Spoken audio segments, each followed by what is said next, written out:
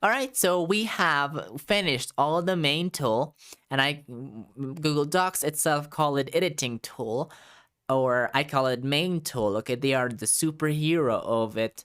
And in here, we have other options also available, and that is if you click in here, we already know about the editing. Okay, you already know what they are doing. Suggesting it, okay, it becomes suggestion. Okay, in here, edit documents directly, you edit it directly, and there's nothing else suggestion.